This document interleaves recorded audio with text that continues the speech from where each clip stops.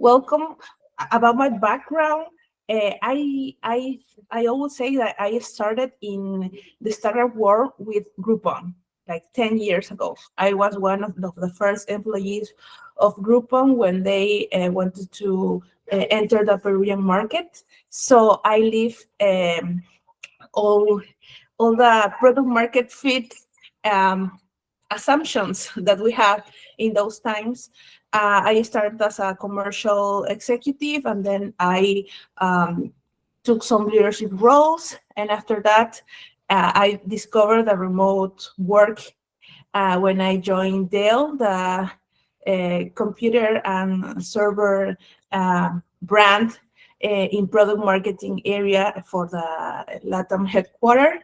And after that, I became a founder. I opened two edtechs. The first one was B2B, and the second one was B2C, and then B2B. And that's how I fall in love with the B2B market. So after that, I launched many businesses, and I work with different startups, especially working with growth sales loops and strategies. Right now, I'm an external evaluator for Startup Peru and some seed capital funds, and that's it. Thank you. Hi, everyone. Good morning, good afternoon, good evening from whenever you are in the world, in an office, at home, by the beach, by a lake.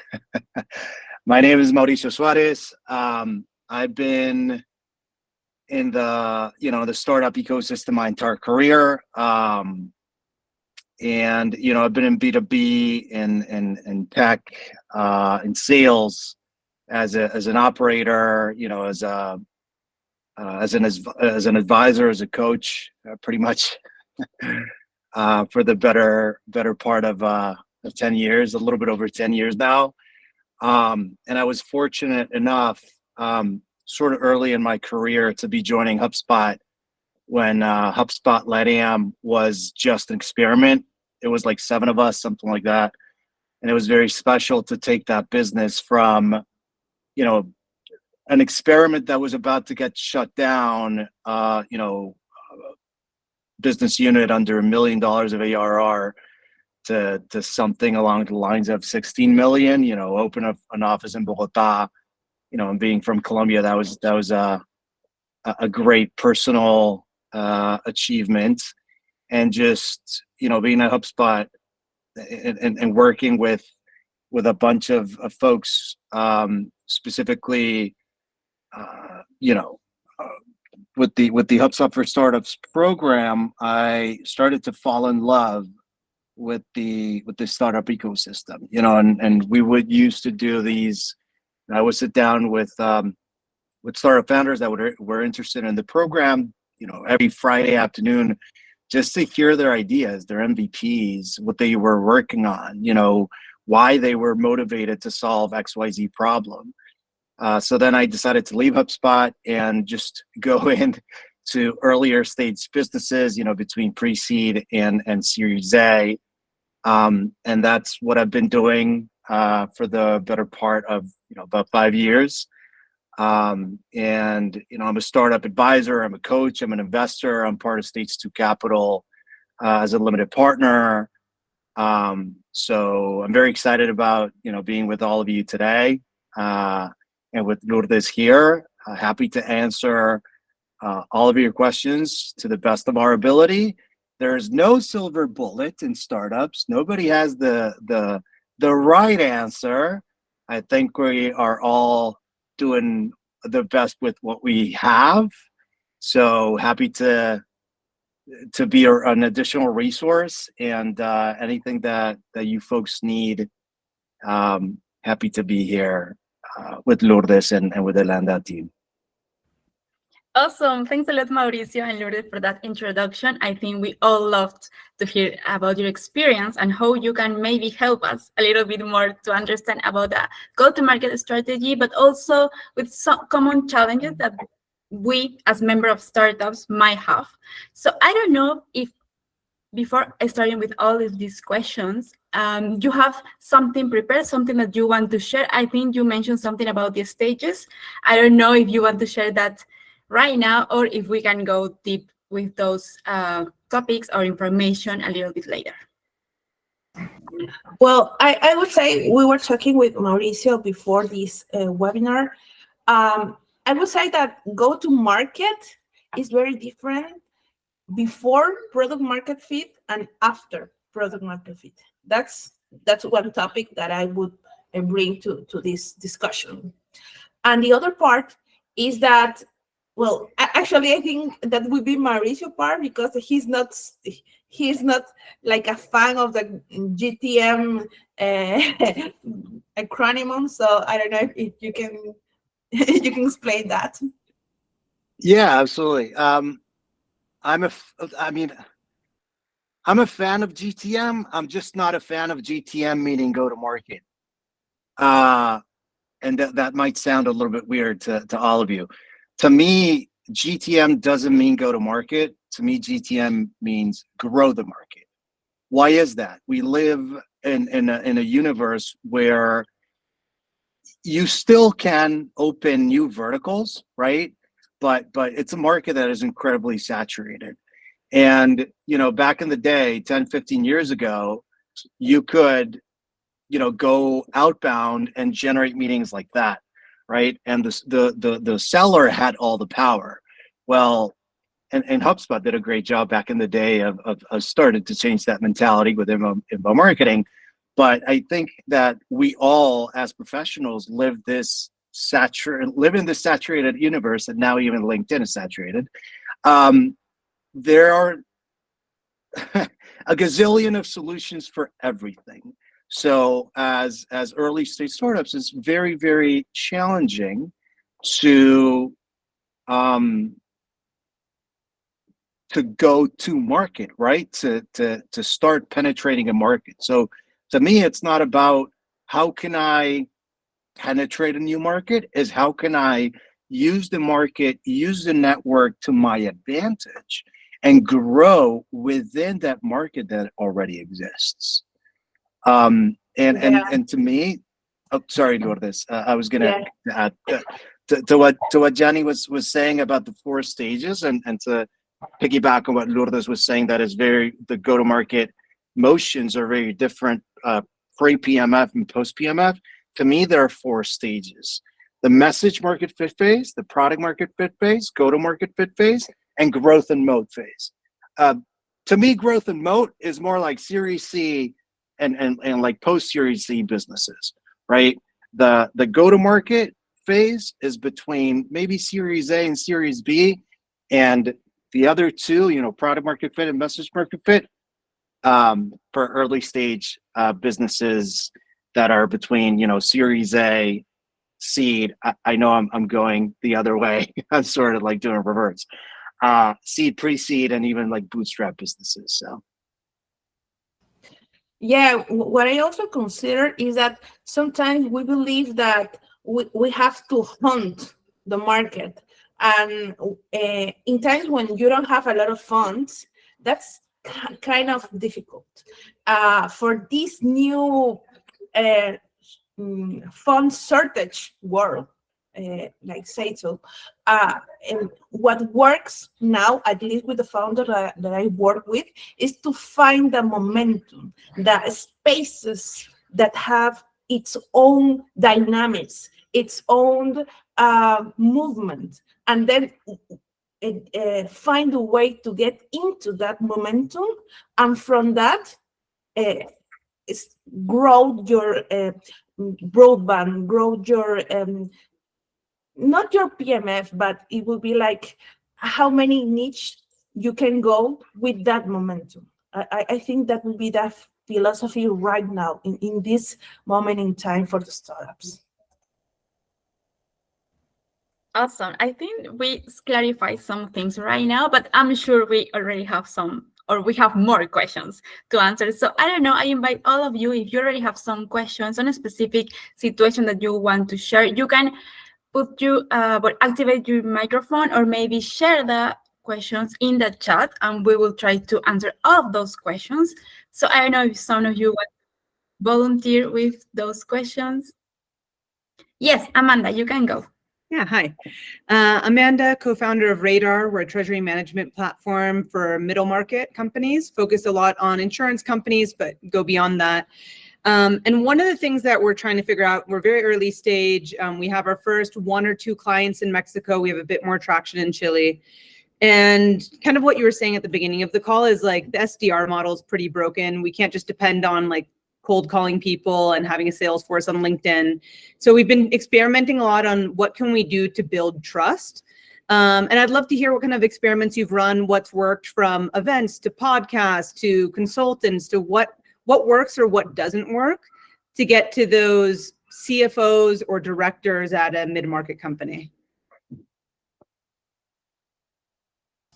I can go first if you don't mind, Mauricio. Okay, so for your specific niche, I would say that I can remember some projects selling to your segment. So I would say that maybe your decision maker would be the accountant or the CFO, right? Yeah, usually a director of treasury, director of finance. The CFO is more of a channel because they often don't understand the details of the problem we're solving. But the person who, maybe the CFO is the person who signs off, but the person who really falls in love with the solution is a director level. Okay, for those kind of buyer, something that has worked for us is to get in touch to other sellers to that segment and to enter the market next to them. What I mean is that they are not your competitors, but their product could work with you or could amplify the impact of your solution. So, for example, I'm going to give you a example for EdTech. I work with many companies selling to schools.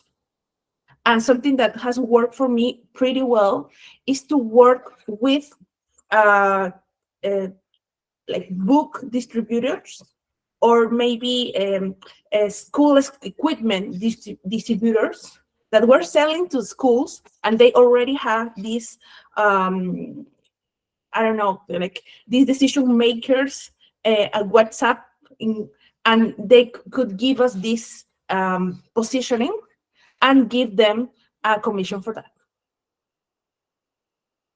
So that was really quick to enter the market because they already have the trust, and with them they had the recurring selling tip, because in SaaS it is difficult to sell, because first you have to sell and then you have to convince them to give you recurring money. So you have to fill 2 buckets of trust.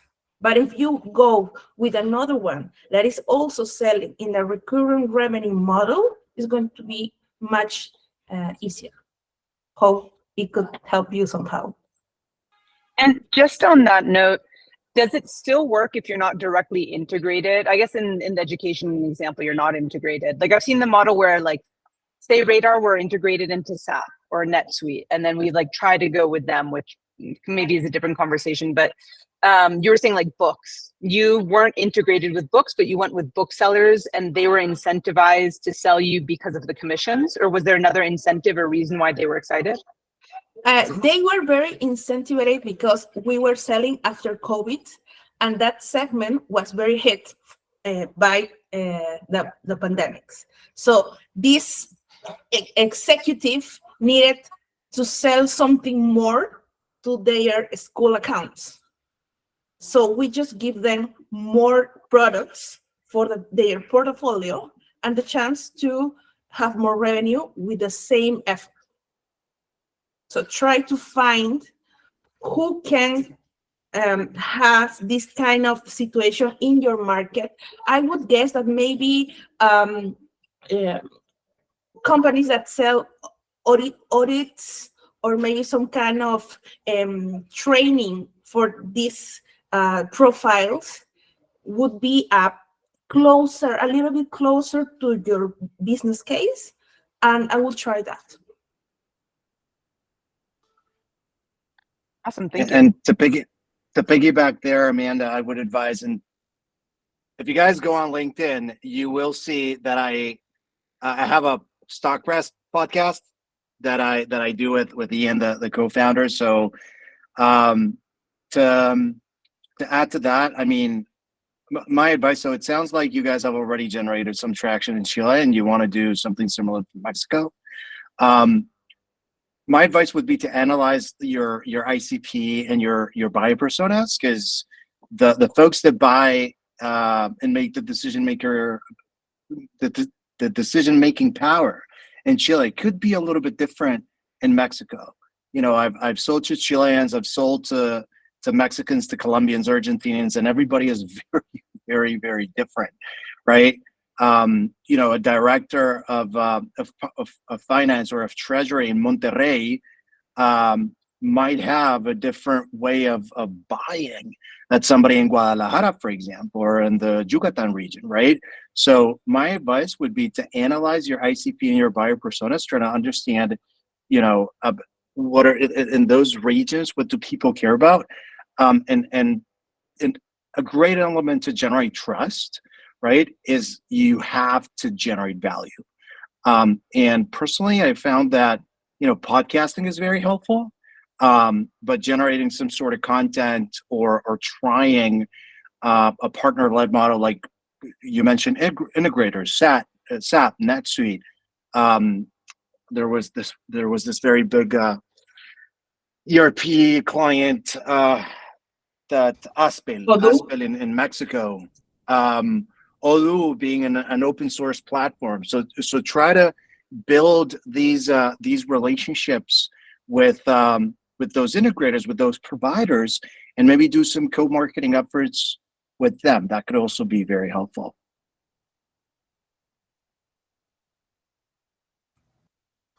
Awesome. I And don't has know. anything off? Sorry, if I could just piggyback on that, if not cut me off. But is there anything in terms of like offline and real life initiatives besides like the integration, the sales channels, but events, dinners, things where you're actually face to face that have worked for you, or is that a little bit too niche or too small to really to make sense? That is an absolutely great question. I didn't want to suggest dinners or lunches or like wine and dine strategies just yet, particularly because of the ICP and the buyer persona. Mexico can be very, very expensive, and you know, director and C-suite folks love to be wine and dined, but let's say you spend 5, 10, 15, 20 grand a month in wine and dine or event strategies, but then 6 months down the line, you realize that you had the wrong ICP or wrong buyer persona. That's why, like, my advice would be to understand your ICP and buyer persona first, to then wine and dine. I think that's a great strategy, and have a higher probability of conversion there. Yeah. Maybe for the product that you have, I would guess that compliance is something very important for the company, or at least for your sponsor. You know, when I was selling for EdTech for HR professional, something that really worked for me was to work with professional influencers who prepare HR directors or a CHROs in a specific exam that they needed to approve to become HR business partner, and then to develop a professional career in that area. So from that point, I knew that if I had this kind of offline approach with these influencers, most of their students would be HR directors. So it was like a direct channel, and it really worked for them because it was somehow to differentiate from another trainers of that kind of certification. So maybe that can work for you too.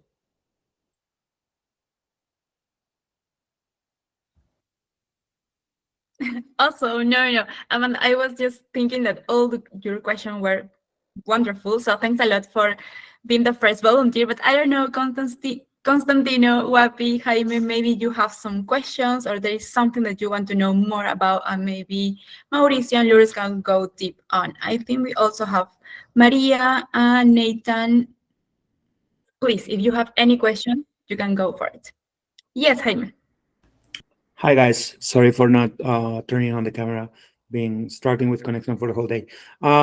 Quick question related to the typical selling in B2B mid-market across different countries in LATAM, where we all know that the type of sell is unsophisticated. You're talking with people who are not very digitalized and that you normally don't have that many touch points. What would you say are your do's and don'ts, especially on this type of potential companies and this type of target, in terms especially of tools and strategies? Thinking about in the last months and year, we have seen a lot about Clay, Apollo. We know everybody, but I don't know if you can say that there's like do's and don'ts on those tools across LATAM. Thanks.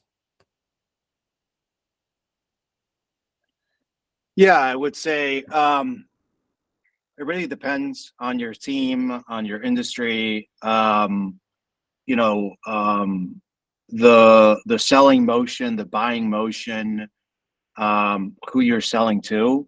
But you know, I don't think that there's a business today that can survive with pen and paper recording. So that to me, a must as a middle layer. You got to have a CRM. Being in sales for over 10 years, I will tell you that salespeople hate login notes to the CRM. So it's not about the notes, it's about the intent, right? Down below, you have to have a reporting tool in order to allow you generate enough, intent data for leadership to make great decisions. You know, HubSpot is a great solution. Pipedrive is a great solution. On the reporting front, DataBox, Power BI, they're great platforms. And Clay with the recent Series B, they're an amazing platform as well. Easy to use, easy to buy, easy to implement. And I've used Apollo is pretty good for LATAM. And also, I won't suggest calling platforms because that really depends on your specific market. But if you tend to meet folks via Google Meet, Sales Room is an amazing solution. It's like a Gong, but for for video, basically. Okay, so well, I have kind of mixed feelings about your question, because it is very easy to set up a scrapper and to send a lot of emails and messages. But if you have, for example, LinkedIn Sales Navigator, and you filter your ICPs, and then you filter who are active in LinkedIn, it's not going to be more than 10%. So 90% of your ICPs are not in LinkedIn. So you have to bring them to LinkedIn, or you have to look for them in another spaces. So I would say that if you want to go through LinkedIn directly, only approach the ones that are active in LinkedIn, and the other start to warm up in another platforms first, and then go to the direct message, because if not, it's not going to work so much. In different industries, you have decision makers that are not in LinkedIn on a daily, weekly, or even monthly basis. So you in that way, you really need to start offline and then jump them into the digital world. So CRM is very helpful, but also I'm a very fan of working with resellers and distributors, because in Latam, it's still traditional to sell, because the trust in your brand comes from the trust in the seller. So if you're not positioned, if you don't have a local company that can give an invoice or a local payments, sometimes it is very difficult to sell.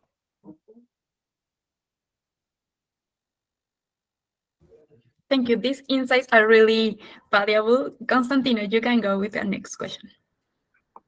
Thank you. Well, my question is for Mauricio around the CRM or the HubSpot platform, or whichever we're going to use. And we are based in Mexico. And yes, we do have, it's a cultural thing around selling, right? Trying to just go from zero to a sale without ever seeing that person in a physical environment. It's like sometimes can be tough. They'll be eager to meet or to go out for lunch or any other before the close. So have you seen something on the other side where you were mentioning that the salespeople they don't want to do the annotations, they don't want to follow through, they want to go out and meet them and have a conversation. That conversation most of the time with art, in my experience, goes nowhere, right? They'll just come back excited saying, you know what, it went great, we had an amazing lunch, and I think we're gonna go through with this. But that's not, if I go in HubSpot, I cannot measure the intent or the ticket size or the pipeline size or anything, and I can't get everyone to do it. So my question is, what are, in your experience, what type of tips or heads up can you give us around how to get people in the culture of following the numbers and getting through that, and we all can get visibility? Because it seems like they don't want to do it because they feel like someone is always watching them and they're not working enough, or et cetera, et cetera. So, but we do struggle with that.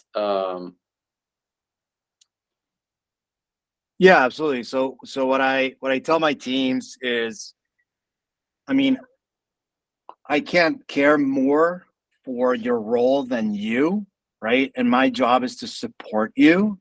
So if you have a lot of like wine and dine type of sales strategies, or a very traditional sales process because of the industry or the buyer that you interact with, it's up to the seller to give you that context. If they are going out and having those breakfast, lunch, dinners, whatever, and they get those happy years, right?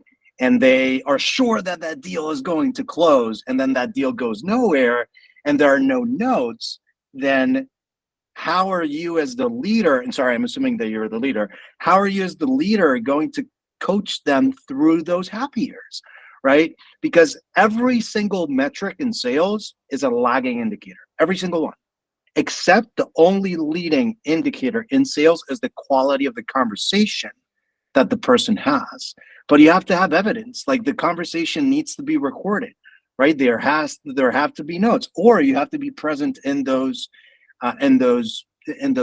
breakfasts or lunch or whatever, right? So if you're not there, it's, to me, that yells coaching, role playing, and trying to sit down with the team and walk them through that. Like, yeah, your job as a leader is tying strategy and execution together and empowering them so that they can make their number, they can hit their quotas, they can make those commissions. But if they don't want to do the work, it's going to be very challenging for you to lead. So that would be a little bit of my advice there. Awesome. I think we have Nathan with the next question. Lourdes, Mauricio, thanks for taking the time to speak with us. I would love to, first you, Lourdes, I would love to understand, or kind of like, my thoughts about selling SaaS in Latin America, or specifically in Mexico. In the US market, I think a lot of things are done online. I don't know how replicable that is to selling to Mexicans or in the Mexican market or in the rest of LATAM. It seems to me that even though, for example, us at Flexio, we're selling a account receivable SaaS solution to B2B companies, right? But it seems like that everything is so painstakingly done offline than it is online, right? Like, I would just love to understand it, what your experience has been selling to mid-market companies or companies in general, selling an online product, but it's just everything is done so off, like the sales motion is done totally offline, like putting a billboard up on the street or something like that, right? Yeah, what comes to mind right now is that how all that we do to find school and director owners, they weren't even in LinkedIn. So it was really, they didn't even have a LinkedIn account. So it was pretty challenging. I would ask, what is the industry? What is your industry, and which industry are you selling to? Our product is very horizontal. It's a horizontal solution. Any company that sells a B2B product or service that emits an invoice and needs to collect that invoice in 30, 60, 90 days or whatever, right? Flexio automates the entire back office of that process, sending out the invoice, sending out reminders, client management, and pay to cash, which is payment conciliation or conciliación de pagos. So we do that, but like we can be very vertical, okay? Like if I wanted to set up the Flexio website and start saying that Flexio is just specifically for logistics, that would work, right? It's just that our solution is so horizontal, it works for so many industries. I think that's something that eventually is kind of like counterproductive to us. Yeah, Lourdes, so we work for anyone and for no one. Mauricio. Don't try to boil the ocean, man. I see it all the time. Companies want to boil. It's like, yeah, we sell. We have this marketing platform. So any team that has a marketing team or any company that has a marketing team can be our customer. It's like, dude, come on. Right off the gate, don't try to boil the ocean. Just pick like one or two verticals and go after that. And it's challenging, man. It's challenging because you're trying to bring on like this technologically advanced mindset to a very traditional pen and paper, face to face culture. So that's why, as I was suggesting to Amanda earlier, the wine and dine, even if you're selling straight up SaaS, is very important in LATAM, because Latinos, even if it's an avocado in the corner of the street, we will ask for a discount. It's like, all right, give me 3 for 2. That just happens. It's part of the culture. Like, it's part of the mistrust. Latinos, if they don't ask for, or if you as a seller don't get asked for a discount, it's like, it's like you're being ripped off if you don't get a discount, right? So it's this element of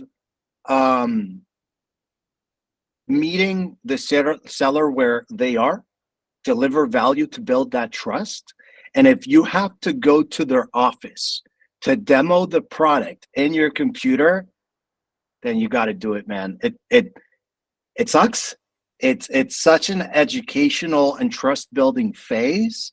Like back when I was at HubSpot, we had to travel a ton, and we used to have like 2 meetings a day because of that. And it's just meeting, like I said, meeting those prospects where they are and delivering that trust in order for them to start to transition to that digital world. There are going to be moments where, I mean, you're not a magician. If they don't have a computer or don't have the bandwidth to support your solution, then like they have to start somewhere. right?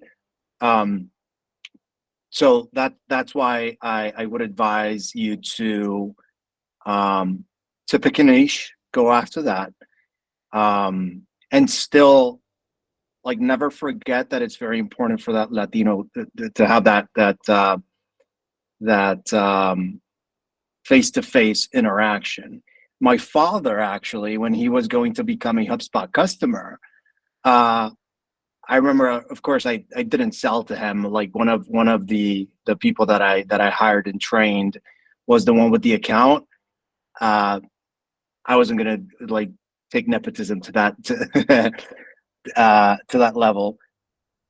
My dad didn't sign for 2 weeks.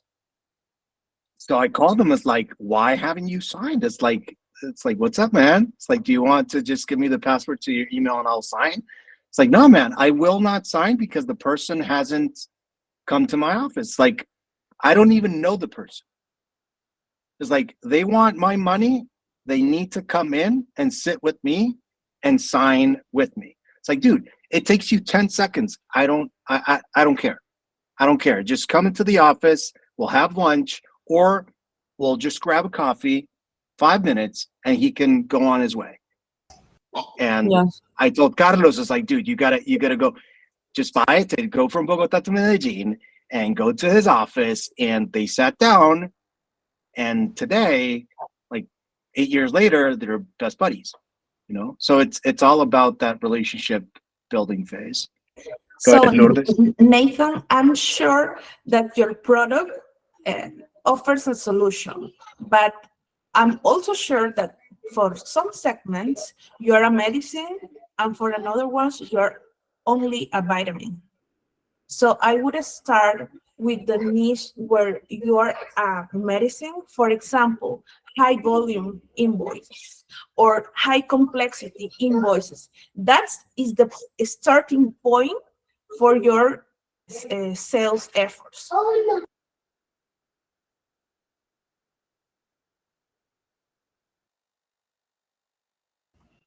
Awesome. Well, I don't know if maybe Alan or Carolina. I see we have Jeronimo here also. Laura, you have any other questions? There is something else you want to ask to maybe Mauricio or Lourdes?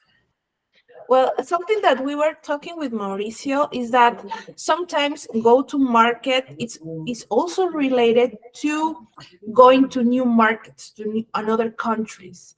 At least from my perspective, it is very important to adapt your offer to a new country. Some founders just try to push the same product, the same value proposition, or the same job to be done, and it it doesn't work that way because the complexity of the sector depends on how sophisticated is the industry.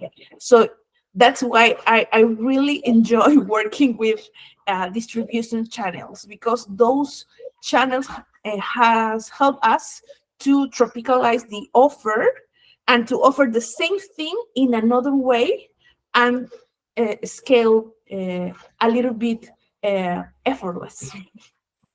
I don't know what you think, Mauricio. Yeah, absolutely. I mean, as you grow through the, through the validation and, like, baby steps motions and scaling motions within your first market, and then multiple markets, it's very important. Like, the process doesn't change in terms of, like, the stages don't change. It's like you gotta go back to the basics. Like, all right, let's say, Amanda, sorry, I'm gonna use your example. Let's say, all right, you have a viable business in Chile. You already found, I'm gonna make this up. You already found product market fit. You already have go to market fit. Your leading indicators of retention are good. Your leading indicators of unit economics are good. Strong LTV to CAC, strong CAC payback, strong, MOIC, ROIC, all those numbers that VCs love. Great. You want to go to Mexico. Perfect. You got to start by message market fit. It's like, all right, what is my ICP? What's my buyer persona? Who am I going to target? Why am I going to start here? What is my messaging going to look like? What do they care about? How is my solution going to be tailored to, or who are going to be my potential buyers? Boom, experiment, awesome. Get a handful of clients, perfect. Message market fit, cool. Now let's go to the product market fit stage.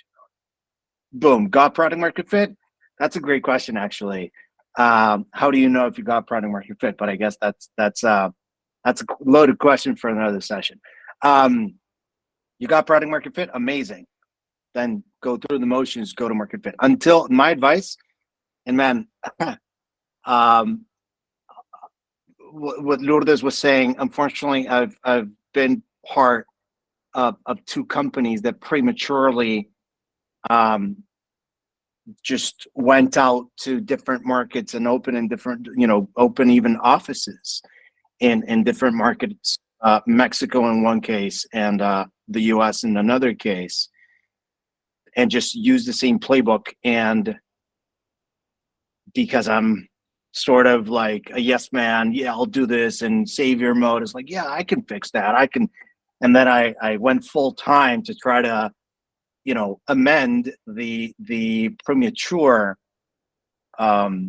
mistake of going in a new market without understanding the market with the same, same motion, same pitch, same offering, same ICP, same buyer persona.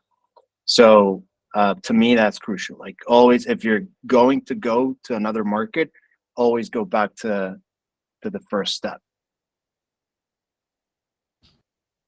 Thank you, Mauricio. Alan, yes, you can share your question. Thanks. It's very interesting what you are saying. In fact, I remember a quote about product market fit, which was something like, if you can get to 1 million ARR from one channel, from one feature with one use case, then you have a PMF. And I think it's aligned with what you said about the niche. We always talk about this ICP profile and so, but do you have a template or something you can share with us about this ICP definition? For example, not only like it's I don't know, it's a finance director in Mexico from a company with 100 employees in this stage and so and so and so, but also about the moments that trigger the sale. For example, I can give you an example of where I work. We are an income verification API, and we have like two big segments. One is formal financial institutions that give credit to formal employees, and the second one is institutions that give credit to gig or independent workers. The second one is a very different niche, because the problem they have is that when bringing or releasing this credit product into the market, they don't have enough data, so they don't have these foundations or this data to have a very accurate risk model. So then we enter, and then our product is a solution for them, and that's quite a different conversation compared to the formal employees credits. So the moment here, or the trigger for this niche segment for the independent workers, is when a financial institution is just releasing their credit product and they don't have enough data. So I don't know if you can share with us like a template for the ICP or that helps us identify these moments. Thank you, Alan, for that question. To everybody else as well, thank you for the questions. I want to go back. I have a bunch of thoughts here. Raise your hand if you think that product market fit is a function of revenue.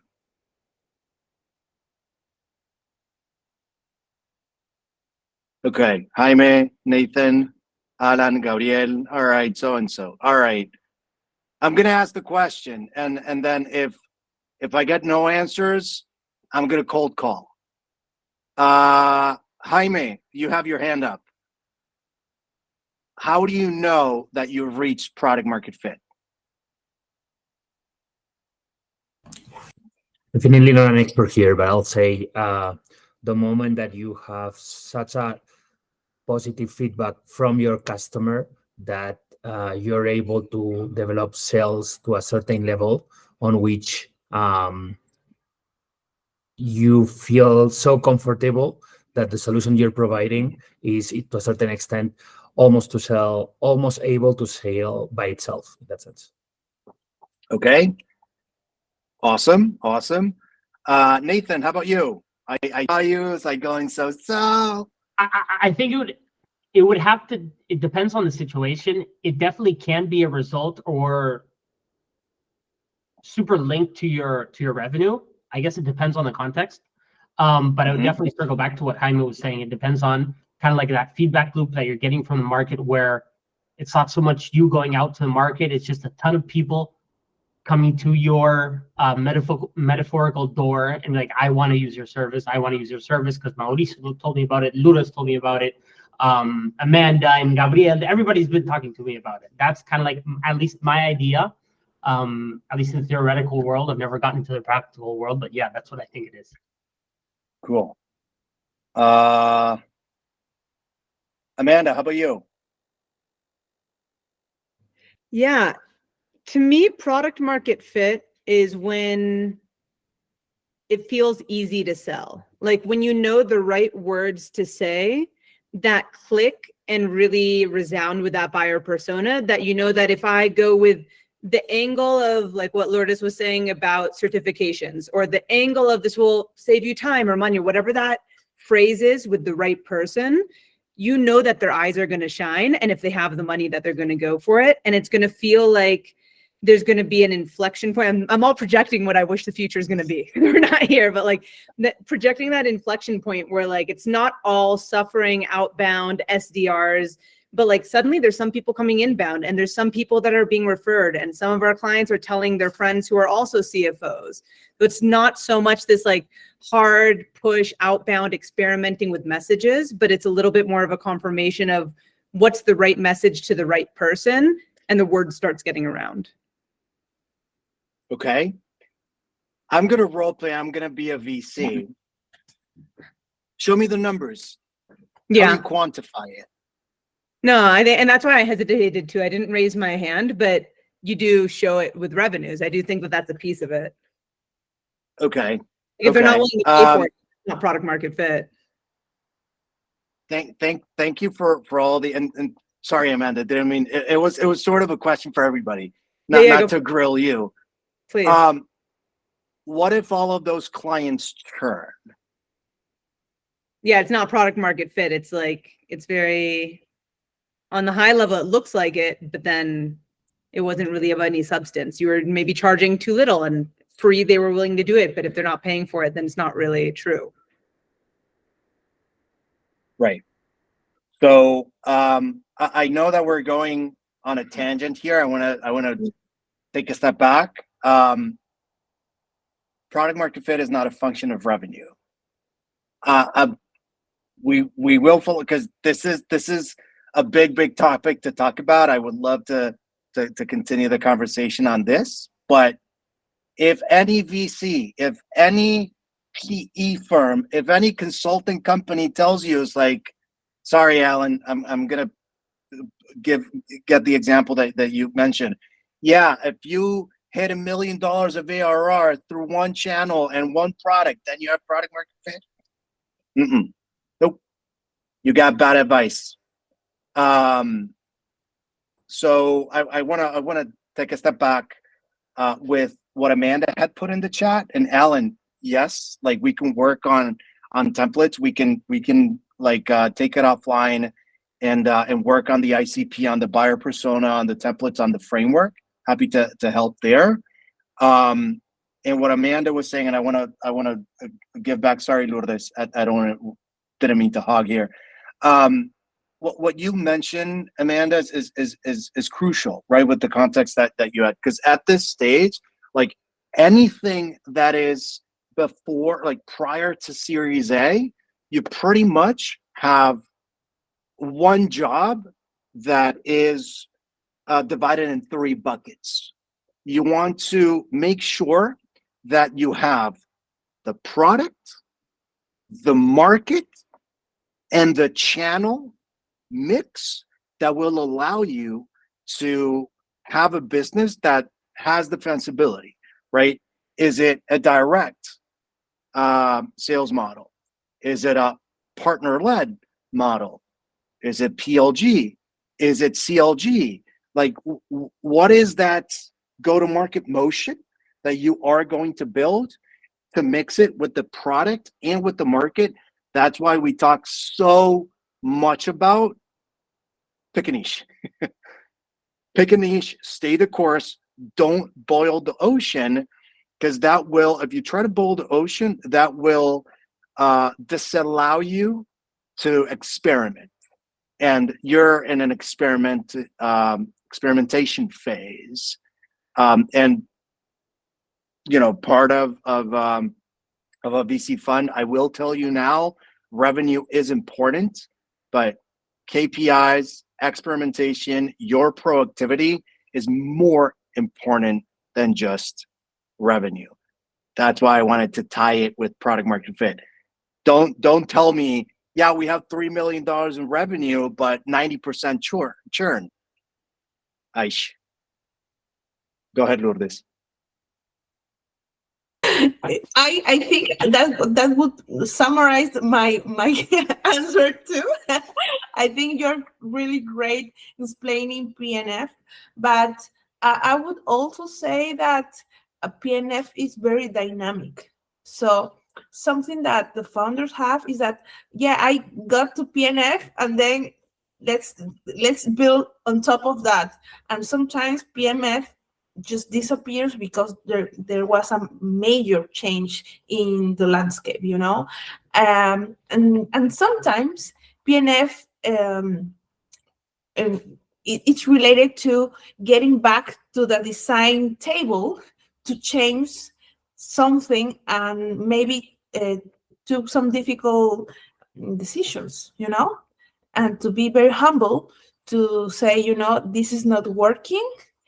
I am the one that is pushing this, and I should get in the momentum. I'm not selling something that has its own movement. And most of the startups that have built a very stable business is because there was the market was ready, and the consumers were looking something for that. And it was also something related to timing. So we have to be very humble about PMF. And I'm going to answer this because Alan just hit the jackpot. Easy to sell. You cannot quantify easy to sell. What most of you talked about, that to me sounds like message market fit. Like you got it right. You picked your niche. It's easy to sell. People are seeing value, but there's no way that you can quantify that. It's all about retention. And you can quantify retention. What Lourdes was talking about is very, very, very true. It's like, all right, we have PMF. Let's get that Series A. Let's put xsolution.ai. Let's brand this as an AI solution. Get that Series A, 20 million and up.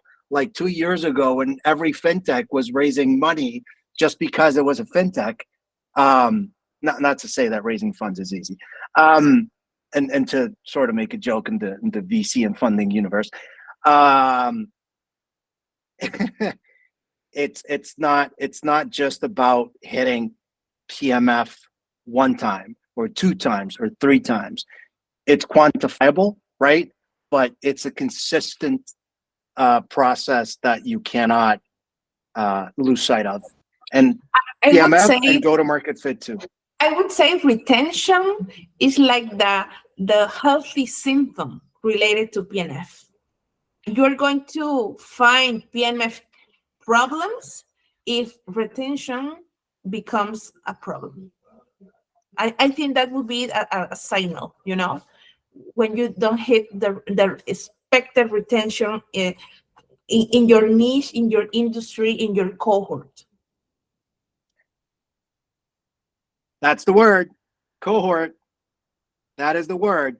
The problem, so here's, and we have 1 minute to go. I gotta jump because I have another session. Cohorts. But the problem with PMF is you gotta wait a year to see if you were able to retain that client, to retain that revenue. So how do you get ahead of that? And that's a big question that, yes, there is a solution to the question. And it's quantifiable too. So happy to dive deeper into that in another session, or take it offline. And remember, retention, it's a performance indicator of the product and success teams. So if you're in sales and growth, you bring the client to the door, but the ones that retain the clients are product and customer success. So you really need to assign the right indicator to the right team. That's why at least in growth it is very fun to go to both sides, because there are still problems related to PNF in acquisition and in retention. So that's it. Awesome. I don't know if you want to add just one more thing, one final comment, Lourdes, Mauricio, and we can close the session with that. And for sure, I guess I'll go. A second session for sure. I guess I'll go. Yeah, Mauricio, I think you have the answer first. I don't care if this is being recorded. Thank you all for being here. Thank you all for the hustle. If you're here, it's because you're part of the startup universe, part of the startup ecosystem, and you guys are fucking sharks. So go get it, keep at it, stay humble, stay consistent, stay determined. I don't have all the answers, but again, happy to help whatever you guys need. Thank you for all the questions and the participation, and happy rest of the week. We are going to, or at least for me, happy to follow up in LinkedIn. Let's connect. Let's have other conversations, and I'll loop back with Lourdes and the Landa team to hopefully make this a recurring session. I think that'd be cool. Lourdes. Great. Well, I would say that data beats opinions. So even if you think you have the answer, if data is not aligned to it, you have to change your mind. That's first. And second, and don't underestimate creativity, because some of the best experiments that we've had in go-to-market were really crazy things that we launched, and then we became that like a process, and it worked because all the startups are behind the same clients. If you go through another way to get the attention of your clients, you're going to win. So don't underestimate creativity.